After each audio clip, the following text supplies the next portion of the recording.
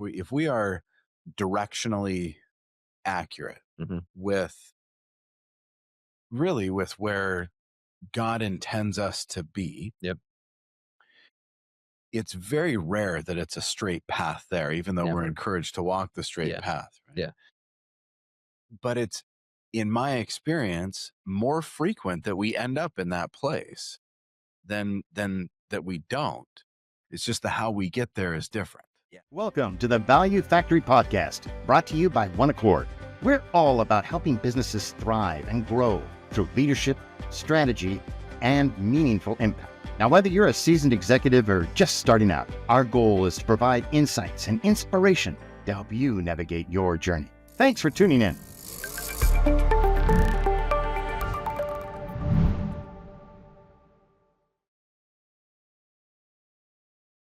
Mike, it's great to have you in the Value Factory, live and in person. First time here, long time coming. Yeah, awesome.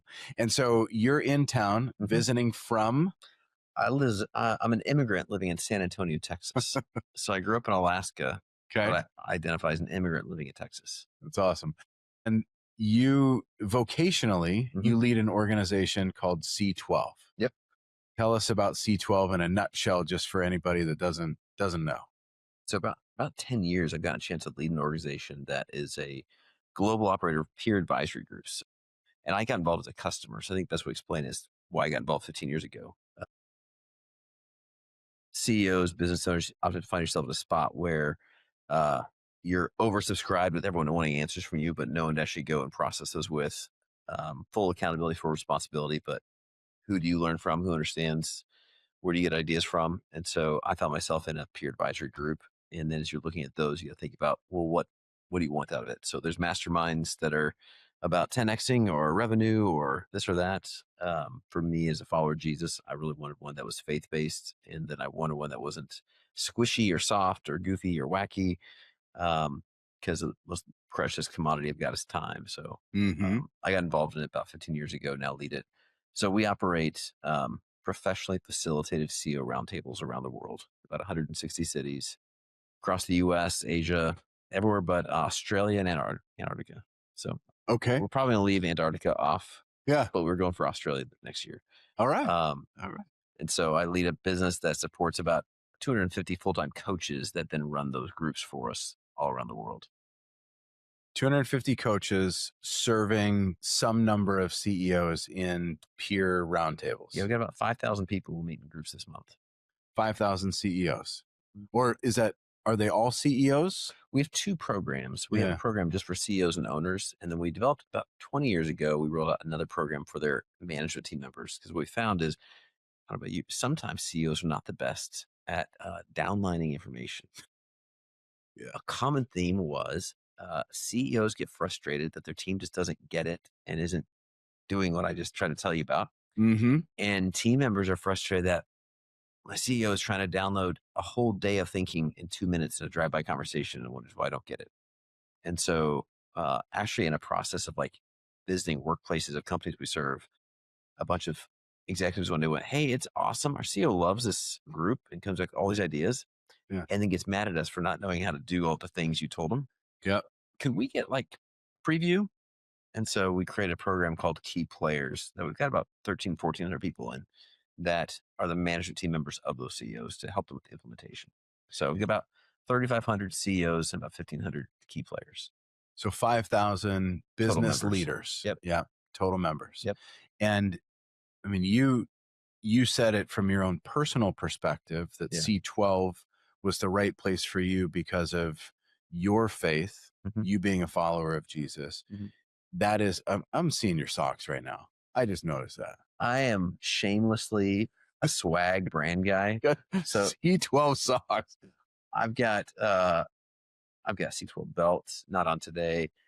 I served at my church as an elder for a little while. And then when I rolled off, they were throwing me like a going away party. And they're like, what do we get, Mike? And the joke was, they said, we got you the one thing of your wardrobe we don't think is branded yet. And so they got me a whole set of C12 boxer shorts, which we don't sell in our store. But you sell C12 socks on? We have socks. We got other stuff. That's so good. This is actually, we don't actually sell these. These we do a global conference every 2 years. Yeah. And the most prized thing in our swag bag is there's a new one-time edition sock every time. Okay. And people kind of know how long you've been in C12 by which version of sock you get. I'm a fan. I'm a fan. And that totally distracted me. Okay. I've So never had my socks distracted. Well, actually, yeah. I wore goofy socks to the White House once and literally had chief of staff go, "Are you wearing like cartoon socks in the White House?" And I went, "Life's too short to wear boring socks." Yeah. He went, "No, I love it. Like we never have anything interesting to look at. That's great." Who was the character on the socks? I think it was like Snoopy or something. Yeah. Yeah. That's good. And who was in the White House at the time? It was Trump 1.0. Okay. Mhm. Yeah. All right. So you were attracted to C12. Yes. Because back of on target.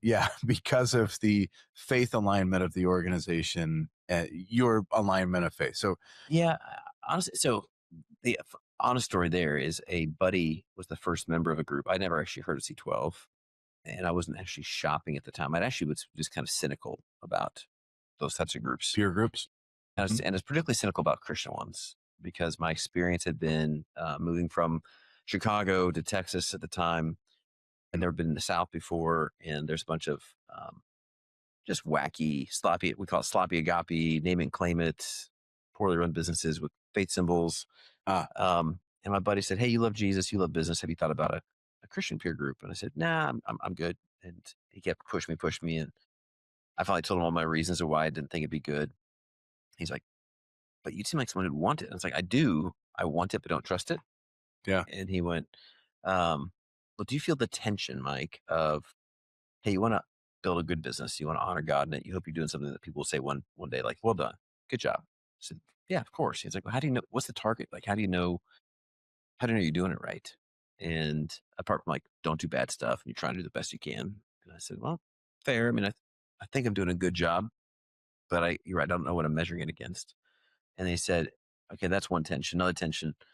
Aren't we all supposed to make a difference in the world, do ministry, make the world a better place? And obviously we can give money away. We can be generous, but Mhm. beyond that, what else could you do? And are we accountable for more than just not doing bad stuff and giving a little money away?" I said, "Well, yeah." And he said, "Then third, who holds you accountable? Mm. Everyone reports to you. You got to bust everyone's shops, manage scorecards." And I was in a small group at church and I had friends and counselors. And he's like, "Yeah, but who knows you as a CEO and actually holds you accountable for how you are, who you are, not just what you're getting done?" You said this is a buddy? The wise buddy. Sounds like He's an that buddy. advisor. He's caused me a lot of problems in my life in a good way. He has pushed and nudged me in a couple different times in my life, actually. Yeah. Hello, Scott, if you're watching. Yeah. So that's what got me in. Yeah. And I would have never guessed it. That I would end up leading that as a business. You've been the CEO of C12 for how long? It'll be 10 months or 10 years in a couple months. Wow. Yeah.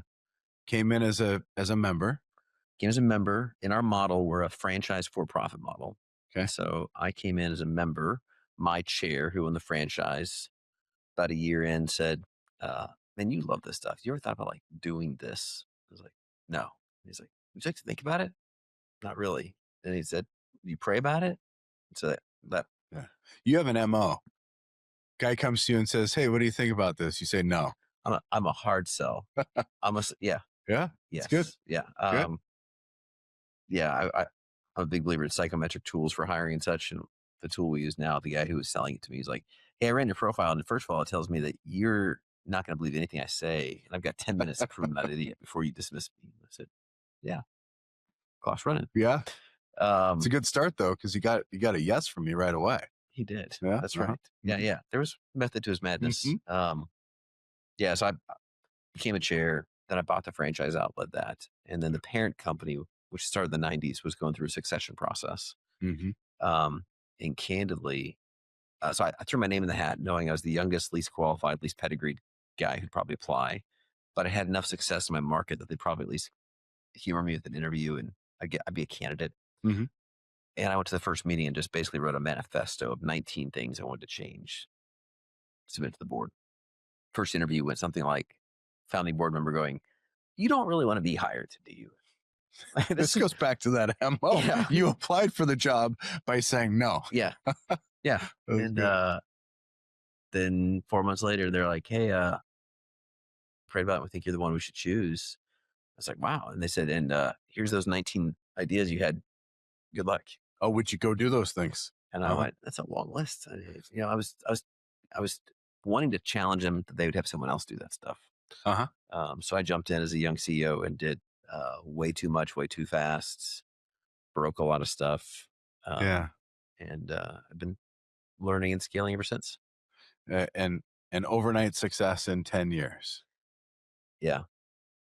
Uh, a lot of those things on that 19-point list are done now, but Hmm. how we got there was a sawtooth of stuff. Isn't that so funny? Hmm. The what comes to mind is, if we are directionally accurate Hmm. with with where God intends us to be, Yep.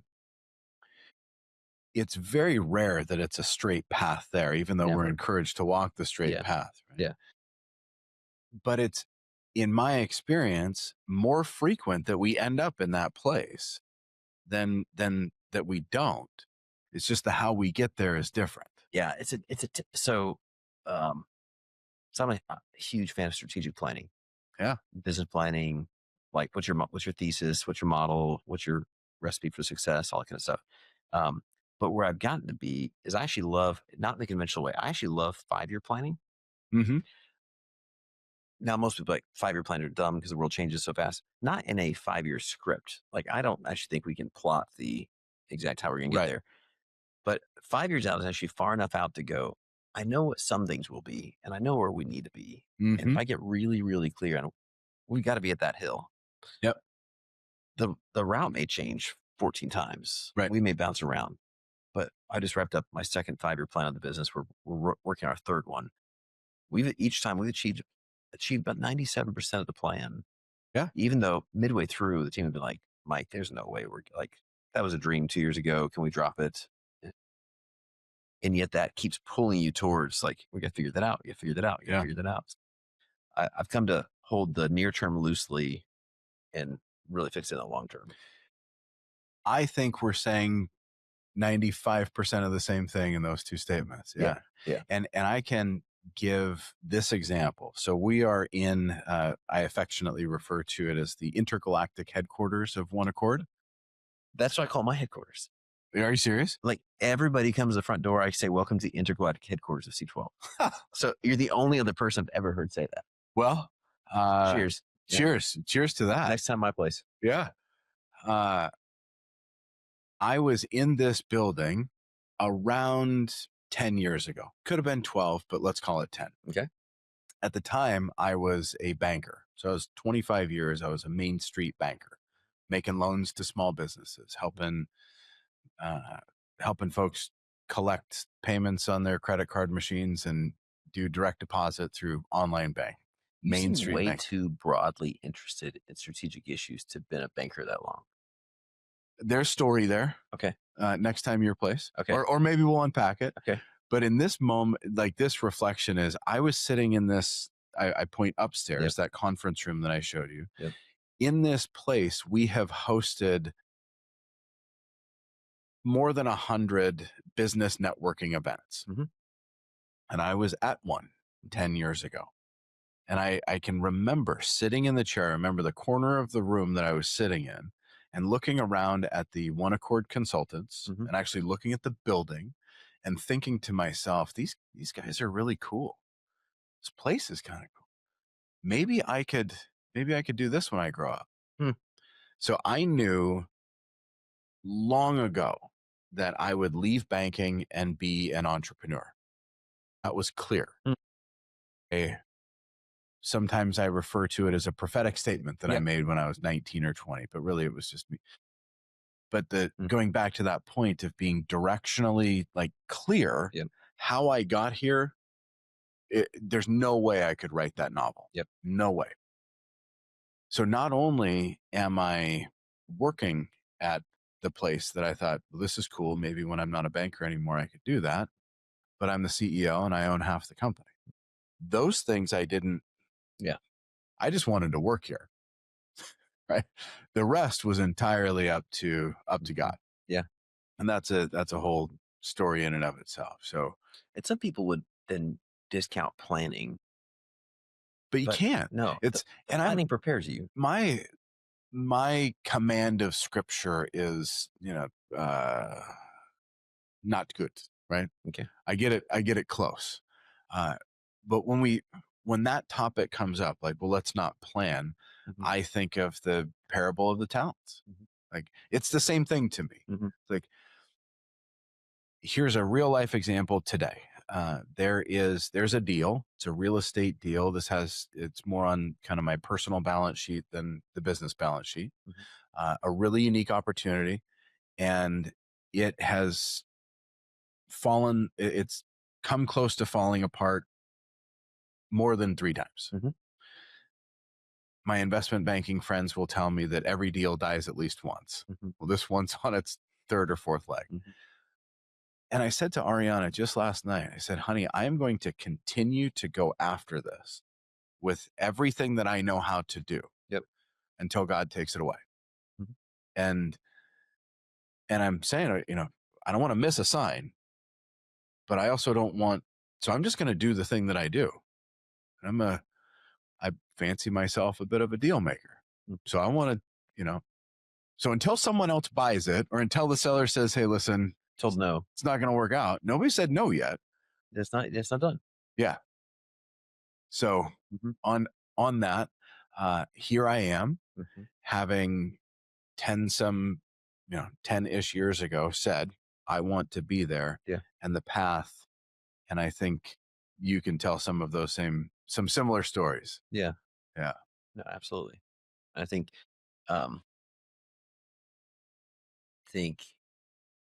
so you've worked with a lot of businesses. I've worked in a lot of businesses, with a lot of businesses, thousands of CEOs. It's surprising how many folks get so technically fixated on the thing they're doing and don't stop and hold that intention with planning. So it's like 75% of small, like privately owned businesses don't do planning.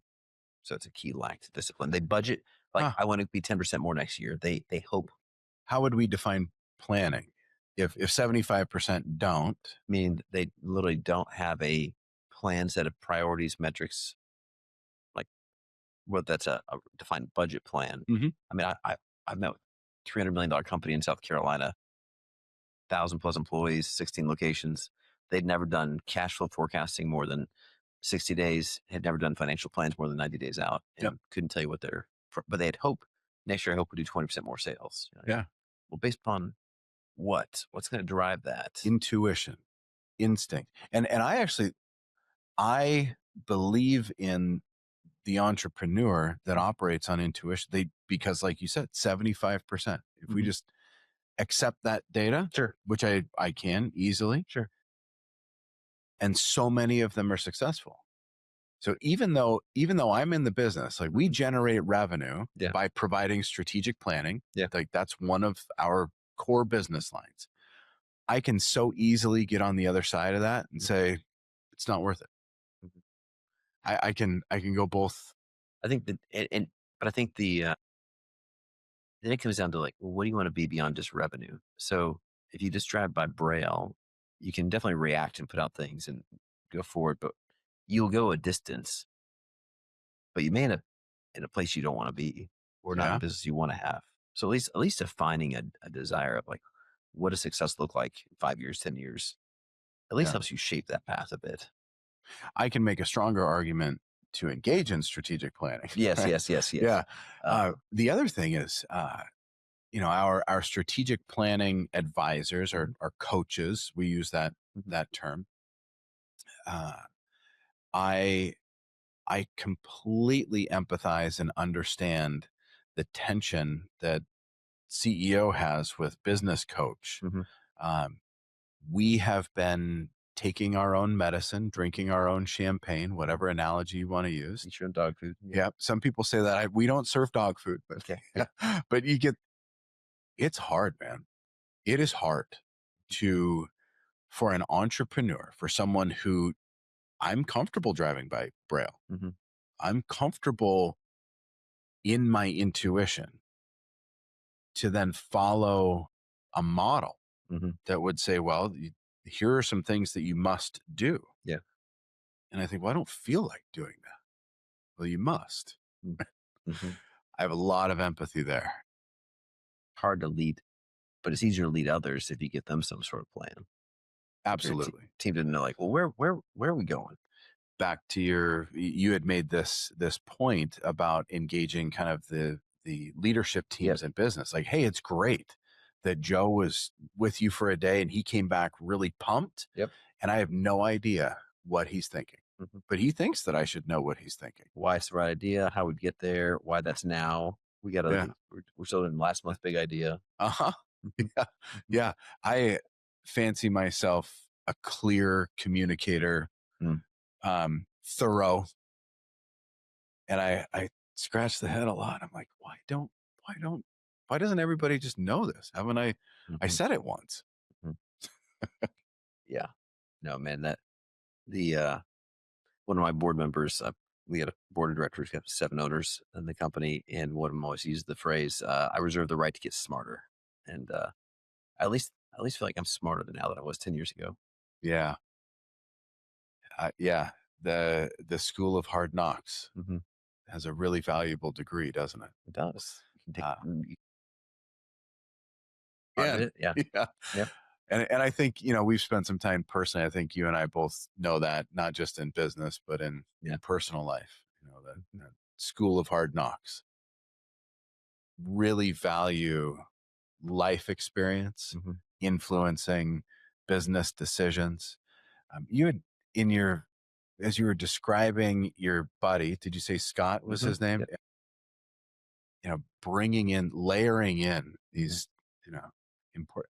I look at it this way. I want to make my hands go this way. And I use the language of work-life integration. And maybe in this context, it's work-life faith, but faith for me is, in life. In those two things. Yeah. It's the integration that there isn't really a 9 to 5 me and then a 5 to 9 me. I'm me. Yeah. I think the word balance has been really popular for the last couple of decades, and it's got its place, but I don't think it's the right word because it implies a juggling and just like more of this, less of this. And it implies like a compartmentalization of life. Right.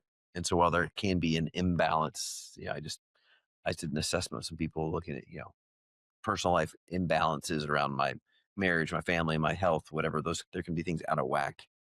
But at the end of the day, I'm one person. And I think that integration is, that's a better word for it. It's my preferred label these days. Yep. Yeah. Okay. I want to shift gears because you've got access to an anecdotal and data-driven set of data that many people don't, just by virtue of the organization that you lead. 3,500 CEOs, 250 coaches working with those CEOs, 1,500 executives. You've got your finger on at least one vein pulsing the economy that few people do. What's going to happen tomorrow, Mike? Well, that'd be if I had that forecasting, I'd have a different business, right? But the real question is, what's a sentiment? What are you hearing from your membership? What are maybe some of the questions that are coming up about 2026 and even the next 5 years? Are we optimistic? Are we? Yeah. In general. Now, it's a hard question because when you serve a basket of companies that's as diverse as a crypto hedge fund, a plumbing company, a publicly traded software company, and a series of Jimmy Johns. Those are just very different outlooks. They sure. Three guys walk into a bar. What do they have in common? They're all guys. That's right. And they're in a bar. That's it. It stops there. I think in general, and I'm assuming we're going to talk about U.S. focus because I've got groups in Asia and Africa and Ukraine. I got a foreign that meets in a bomb shelter in Ukraine. Wow. And literally had to do their last meeting by candlelight because bombs knocked out the power. So that's a different, their issues are a little different. Yeah. or go down to Brazil where they're paying 47% taxes, or you got just crazy inflation. Imagine 14% inflation. Hmm. South Africa, crazy stuff. Here, I think we've had the instability of all the um, like external trade part messing up supply chain predictability. So it's the whole sourcing, resourcing dilemma. So if you're in a business that's affected by that, uh, it's just trying to figure out like when will things be normal? Like when will I have like a year over year trend line? Luckily, I think we're through the wake of post COVID, the artificial spike of Mhm. things. Trucking went up, transportation, warehousing, a bunch of things had like e-com huge surge, but it was somewhat of a unsustainable wave. It's hard to maintain 20% year over year growth when you had a artificial 60% spike one year. Yeah. So I think we're normalizing through that. The question I heard you say is when will things normalize? Yeah. Yeah. And it probably won't. So I think that we did some content a couple years ago leveraging the military term VUCA. It's Yeah. become much more common. So this idea that when things are volatile, uncertain, complex, and ambiguous, Yep. how do you lead?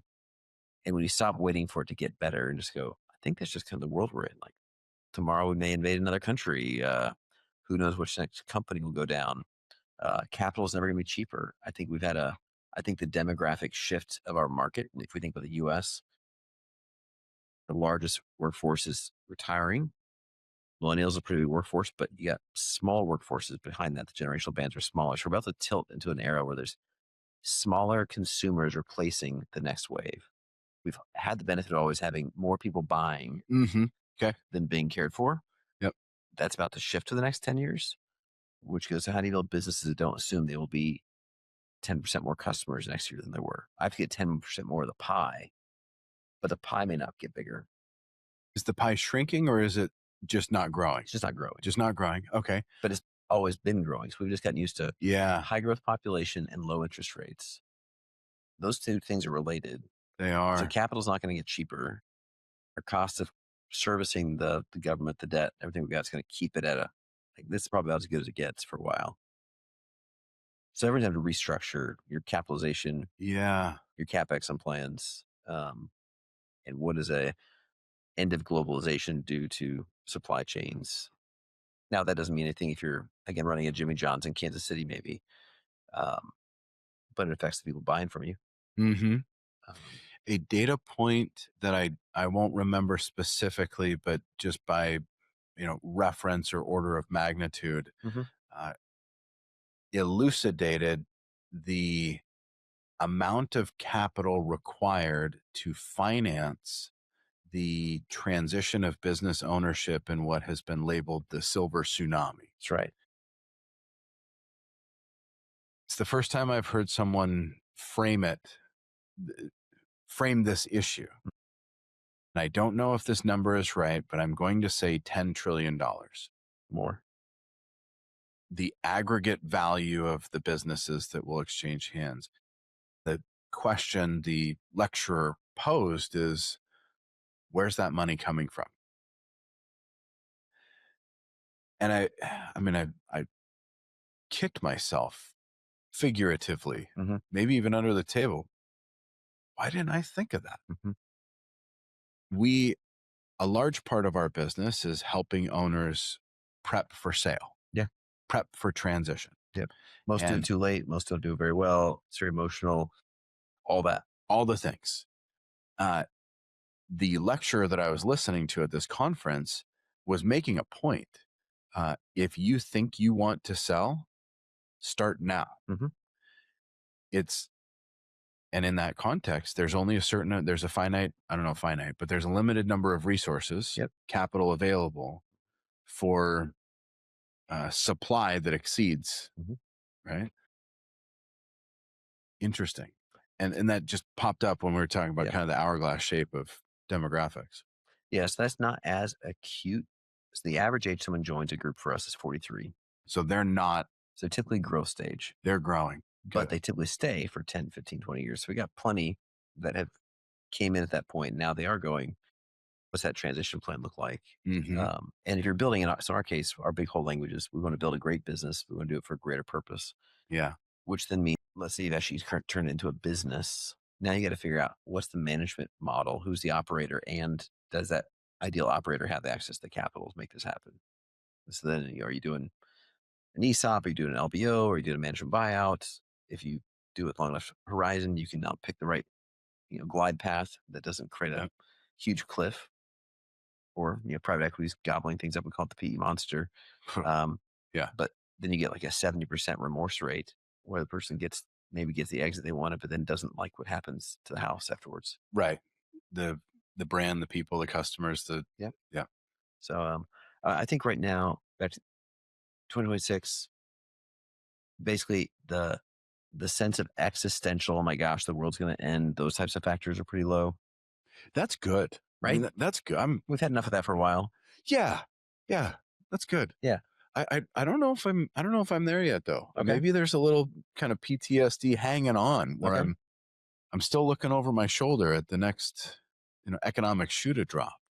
I'm actually relieved by some of the economic shoe drop. So I think about cash everywhere, build a business that has growth rate of revenue, but no EBITDA and no cash. You can just keep borrowing. And so we had all these darlings where wealth was created if you sold your stock. You had paper richness. Yeah. May not have that in cash, but you were rich on paper.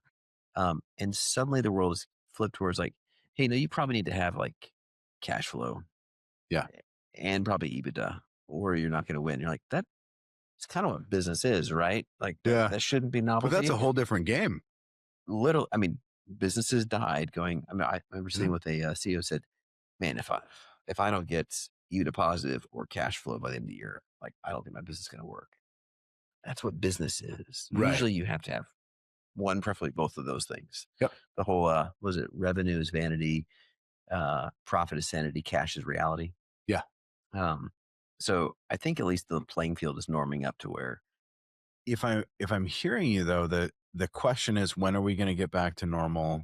and we're not going back. There is, So like, yeah, that's gone. it's gone. We're going there. Yeah. So So the rear view is smaller than the windshield, right? It's that's what's fun about 5-year planning horizons is you go, hey, in 5 years from now, is the world going to be more data driven or less data driven?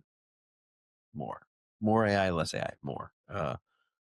Less globalized or more globalized? Probably less globalized. We're breaking supply chains and relationships. What will the generations be like? We actually know a lot of stuff about 5 years from now. I don't know if NVIDIA stock's still going to be up. I don't know if Tesla's going to be the car company or not, but right.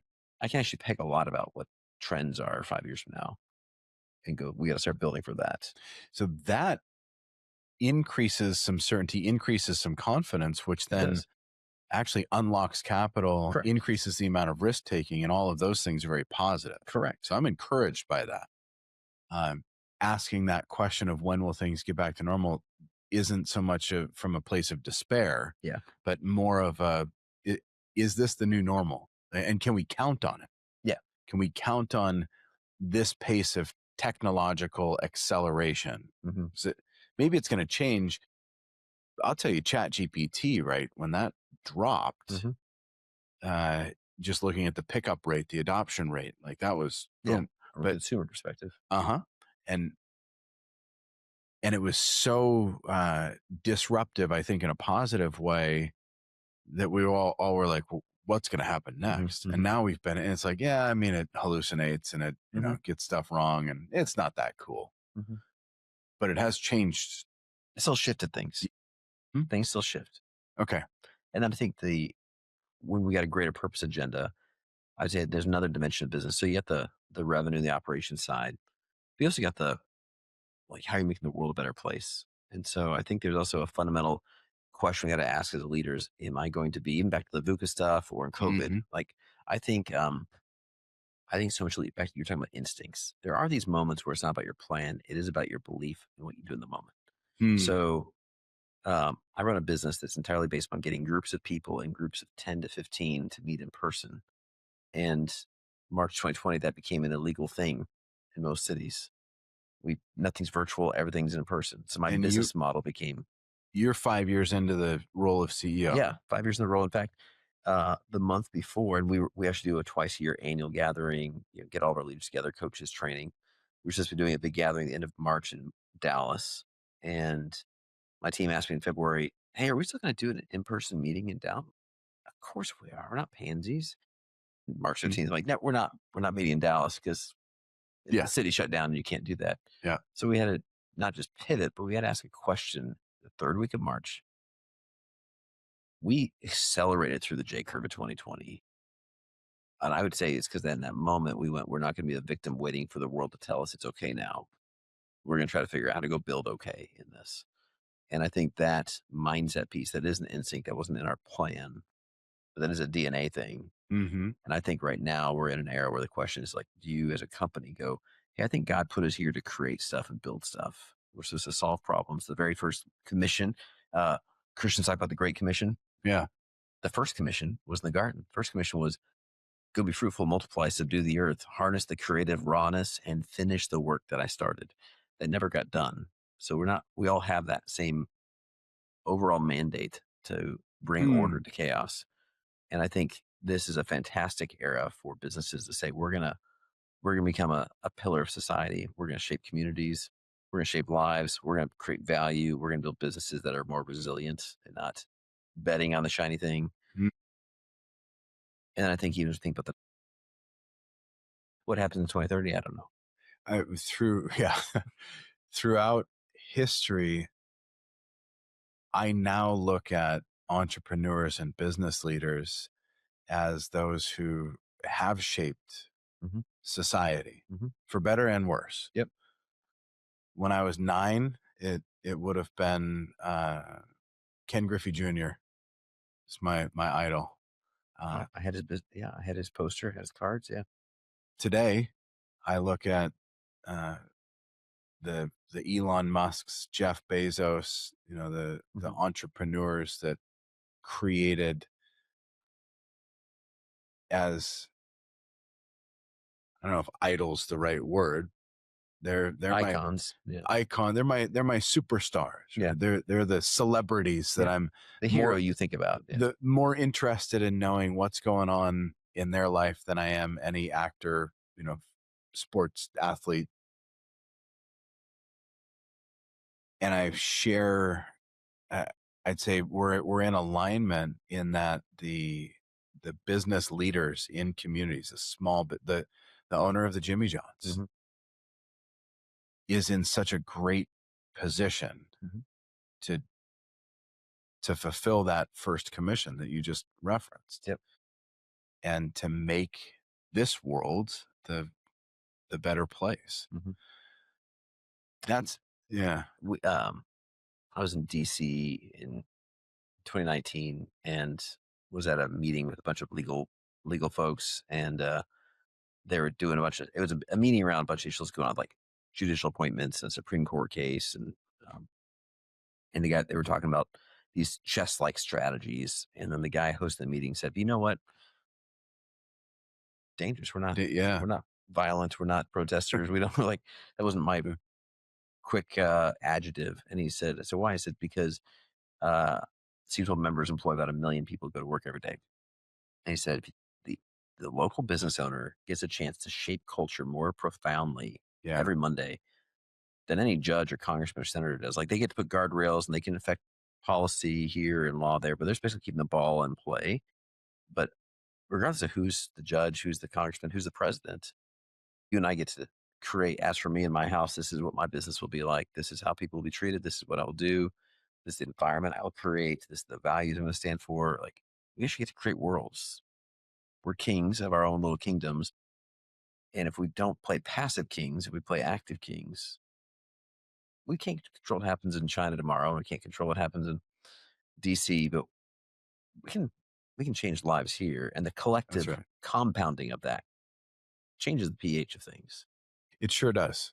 And those small relational decisions, how we respond to a client, how we respond to the action of a client, good, bad, how we handle an employee going through life, how we show up in the community. Those small decisions, I think I'm hearing you say, and if I am, I agree, in aggregate have way more impact than even potentially a piece of legislation. Not all legislation, but... And that doesn't discount the importance of those things. Right. But I think we get so fixated in a media frenzied world. Like there's a fantastic book I read over Christmas called Factfulness. Hmm. And it's excellent. It's teasing how much of our perception of the world is actually just bogus. So and partly shaped and that, as a broad statement, but like Yeah. we're in a world where you and I both think we know so much because we are told so much, Uh-huh. but that may not actually be fact. Right. So like in my city, we just had tragically there's a teenager kidnapped, and so it's all the news, and parents are all hug your kid, and people are talking about things like it's such a dangerous era, like more kids than ever getting kidnapped and this kind of stuff. Actually, it's not true. Like uh, teenage kidnapping in America are 75% less today than they were when you and I were kids. But we know it instantly on TV. Yep. We see it. And so the cases that happen are picture, story, dramatic. So it feels like the world's more dangerous, or we're more aware of deaths in war. Well, less people have died in war the last 100 years than the previous 100 years, but we know about them all. Yeah. Used to not know about it. So calibrating like what is truth, and then going, if the way you're looking at the world makes you feel like a victim and not going, how do I go lead tomorrow? Then you're just to be kind of swept along as a victim of Washington or the markets or whatever else. And I reject that. As do I. Yeah. Factfulness. That's checking it. You'll love it. I think so. You said the word truth, and it brought to mind the core values that One Accord adopted and has lived by for, well, there's some backstory. I want to lead up to it. I'm going to bury the headline here.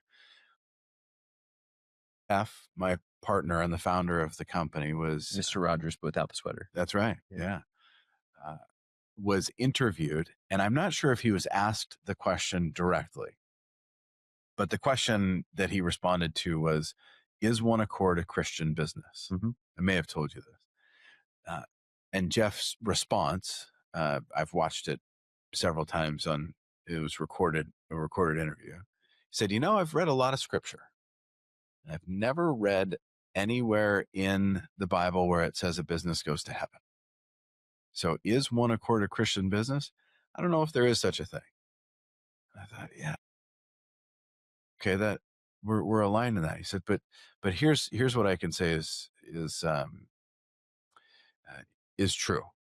We operate on 3 core values: truth, compassion, which we might substitute the word grace, and service.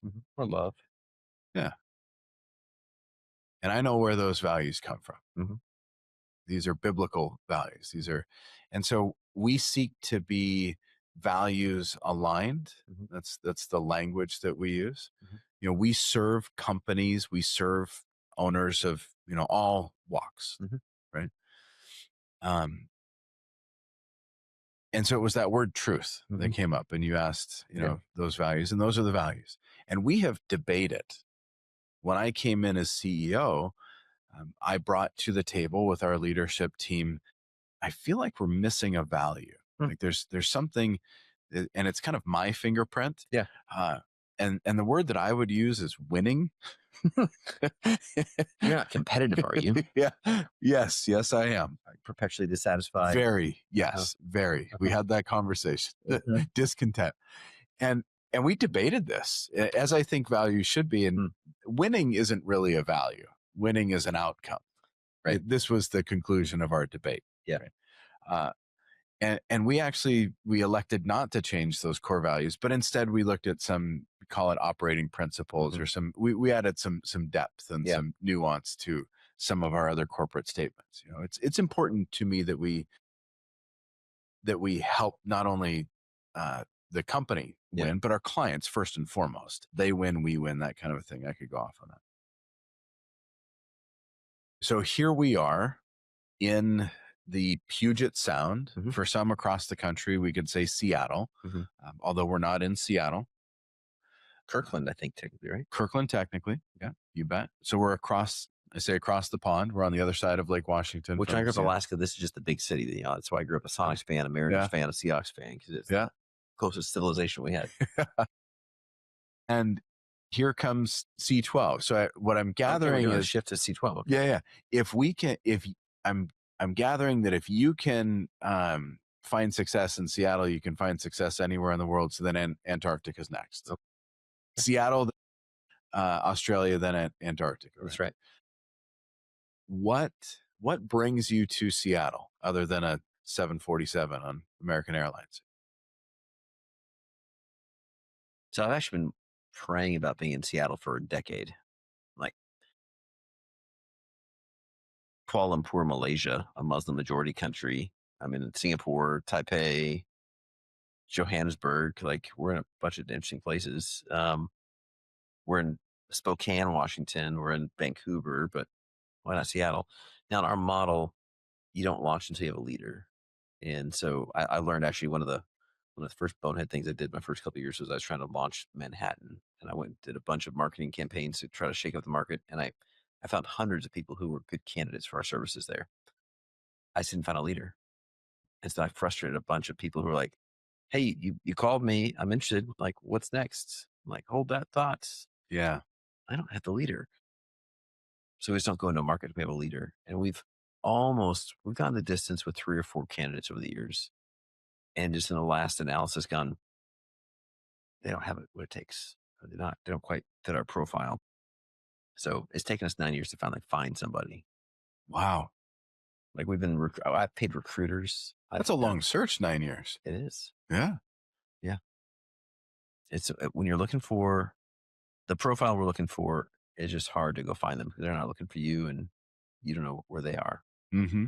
So, but while we're here, demographically, we go, okay, there's a lot you could say about the greater Seattle area. The lines are more stark. I'm drawing a conclusion. I think I'm. Yeah. Yeah. And there's maybe I can imagine a desire for an unmet need. Correct. Yeah. Yeah. So I've been meeting, I've met entrepreneurs from Seattle at national events for, religious liberty summits or nonprofit work or missions. And they go, man, I wish we had C12 in Seattle. I'm involved in this great thing and that great thing. But like we all know, you're talking about like entrepreneurs being heroes. We could all point to plenty of successful people, but some people are successful and it's just to their benefit. Yep. And maybe stock shareholders benefited because they raised stock prices and there's some secondary, but did they leave the world a better place or did they just take their badge and run? I referenced Elon and Jeff Bezos. Neither of them are the men that I want to be. Yeah. They're not living the life that I want to live. Yeah, I don't want the family life of either. Nope. I will say Elon Musk said something that's closest to a biblical worldview statement about business that I love. And he was being asked about his charitable giving. Yeah. And they said, what do you think about your philanthropy? And he said, well, philos, anthropy, that word literally comes from like love of man. I think I'm loving mankind by solving problems for mankind. Yeah. I think I'm loving mankind by creating great businesses and creating great jobs and making the world a better place. Philanthropy is what I create, not just what I give away. So I think the apex of our business should be loving God and loving people, not just our discretionary EBITDA. So I think he was right in that. But yeah, he's not the person I aspire to be by. Yeah. I mean, I think Elon is right disproportionately more than he's wrong. Sure. I think that. Yeah, he's eccentric. Yeah. And it's just his is not the life that I aspire to. 100%. I look at like my partner, Jeff, and his life. And it's the quiet leaders and, many of the men and women that were at the conference where you and I met. Yeah. Those are the real heroes. Yeah. I just don't know because they're average, they're quiet. They're motivated differently too. Like we had a university partner with us do some research a few years ago looking at the issue of generosity. And they wanted to, so I gave them a list of members. They go survey and study, and they were like doing in-person analysis. And they went to this like HVAC company in the Carolinas. And the research club was like, oh my gosh, this guy is like the most generous person I've ever met. Like literally like the percentage of his personal income and business income that is going to single moms and helping at-risk youth and age out foster kids and like all this kind of stuff, like it was just blow your mind. And nothing named after him, nothing in the Yeah. newspaper, Business Journal had no story on him. No, like, which then makes it hard because You'll you see never them. know them unless you know them. Yep. Yeah. Back to C12 Yeah. in Seattle. Yeah. The short answer that I heard you say is that you're here now because you have the right leader. Yep. So we finally got our first leader to get things started. In fact, we had our first kickoff today. Got our first members signed up today. First group formally saying, okay, this is going to be group one of what will be probably 25 groups in the area. And what their vocation means, what their career means, what does winning mean?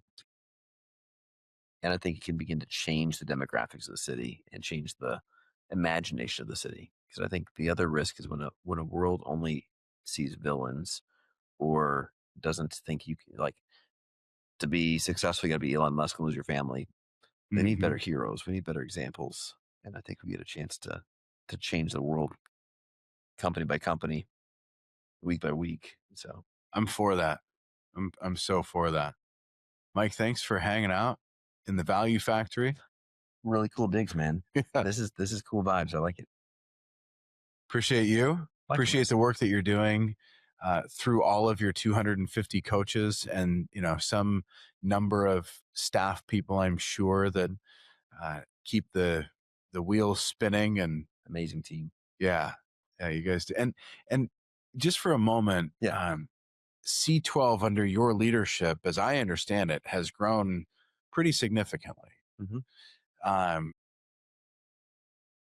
Might you quantify that? You've been there 10 years. Is it twice the size it was when you joined? Is it, I don't remember. So this isn't a setup, but Okay. I just, yeah. It's a little more than tripled right now. Went through a little period where we also pruned it. So, grew it 20% negative the second year. And then I've grown it a little over 3x what it was. Yeah. So that's important for me to call out because there's, and this is probably just my own projections but this belief that, a faith-driven organization isn't concerned with economic performance, or that those two things are, disconnected. So I hate false dichotomies. I can't stand, do versus be, is it success versus impact, success or significance. I think those are like bogusly bad, unbiblical alternatives. I'd say I have a shadow mission. This is not the mission of C12. You got an agenda of things you're trying to accomplish in the world through your leadership of One Accord. Yeah. I've got some Mike things. Yeah. One of those things would be I want to redeem the brand Christian business and restore a sense that, man, if it's done unto Christ. So, again, Christian, is there such thing as Christian business? Well, Christian is just an adjective, meaning it's Christ-like. We definitely know in the Bible there was like godly kings and ungodly kings and wicked kingdoms and good kingdoms. We believe that every business is accountable for three capitals. You've got economic value to create. And I absolutely believe God is not glorified. Go back to the 10 talents. Yeah. He was not glorified, but the guy's like, hey, I didn't lose anything. I still got the coin you gave me. Like, God called him wicked. He said, take it away, give it to someone who's more entrepreneurial. So apparently serve a God who likes rewards, likes returns on investments, likes risk. So I think economic value add is undeniably part of stewardship, obedience, faith, success. I think we're also accountable to the greatest asset, which is humans. And so we call it team value add. Like, are humans more valuable when they leave you or 10 years after they've been working for you than they were when you got them? So I can measure my growth of revenue, but can I quantify the growth of my human capacity? My team has learned more, grown more, flourishing more, capable of more. Am I calling out their greatness? And then I think spiritual value add, like how are we actually making the world a better place? And so I think each one of those bottom lines matter to God. Each one of those bottom lines matter to me, and they're all part of a success measure. So I do hope it's why I talk about things like best place to work awards, fast track. C12 companies have 3 times the rate of winning the Inc. 5000 over any secular peer group. Beat Vistage, EO, name a group. Say that again. our members are 3 times as likely to make the Inc. 5000 list as a secular group. And it's ironic. Huh. So we're going to be less greed driven. Yeah. But that's just about cleaning the fuel that drives you. Like, we are created to create and to succeed, to win. We can talk about like it can be dirty fuel in that word. But if we're trying to do all things the glory of God, God built great stuff. And he said, man, that was really good. And so I think we should build really great stuff that people go, that's just really good.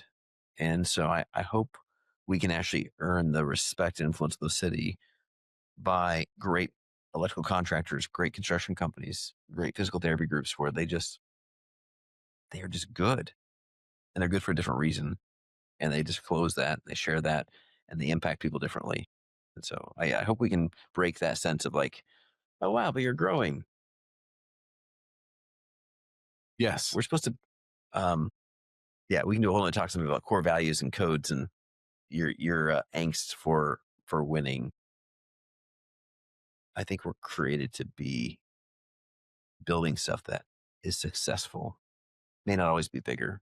Like, I don't think everybody's supposed to lead a $1 billion business, but you should lead a really great $8 million business. Amen. That's a great way to conclude this conversation. Push a button. Yeah. Thank you, sir. Thank you, man.